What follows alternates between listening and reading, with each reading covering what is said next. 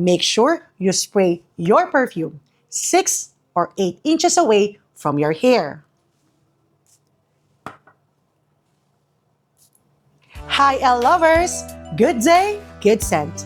This is V. And today, let me share with you my 5 easy and effective tips to make your perfume last longer. Number 1, moisturize your skin. Did you know that dry skin doesn't hold the fragrance well? Kaya, I highly encourage na maglagay kayo ng lotion sa skin niyo bago kayo mag-apply ng perfume. It is advised also na unscented lotion ang gamitin mo or kung meron kang kapartner na lotion ng iyong pabango.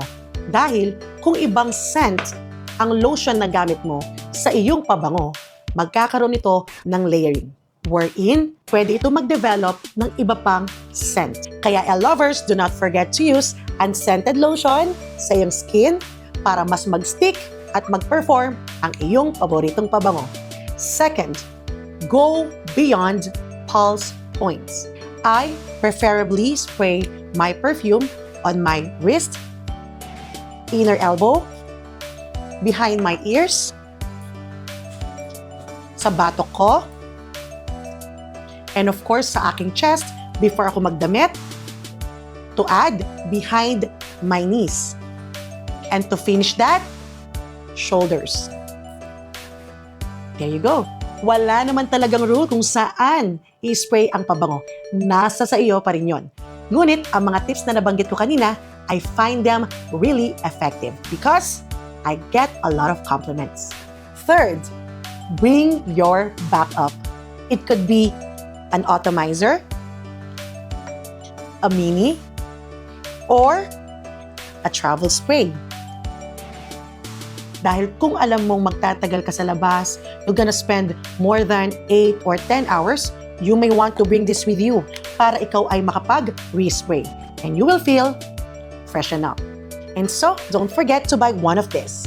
Fourth, spray on your clothes. I personally, kapag nakapili na ako ng aking perfume of the day, before ako maligo, ini-sprayan ko ang aking damit. And here, on how I spray the perfume. At least 6 or 8 inches away sa aking damit. Bakit? Para hindi ito mag-leave ng stain sa aking clothes. At kung mapapansin ninyo kapag ginawa nyo yon, hanggang labahan, nangangamoy pa rin ang inyong pabango. Because it is expected that perfume lasts longer on fabric than skin. My 5th tip is spray on your hair. Although, may possibility na hindi ito para sa lahat. Tingnan mo muna kung paano magre-react ang iyong buhok kapag nag-spray ka ng perfume. I'll show you how. Make sure you spray your perfume 6 or 8 inches away from your hair.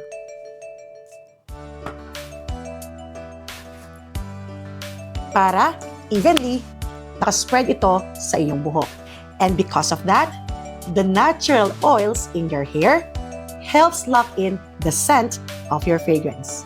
I don't encourage you to do this every day. Better only kapag may okasyon para maiwasan ang pag-dry ng iyong buhok. There you go, Elle lovers! Hoping nakapag-take down notes kayo for today. And for more, do not forget to follow us here on our Facebook, TikTok, and Instagram. Again, this is V. Good day, good scent. See you on our next video!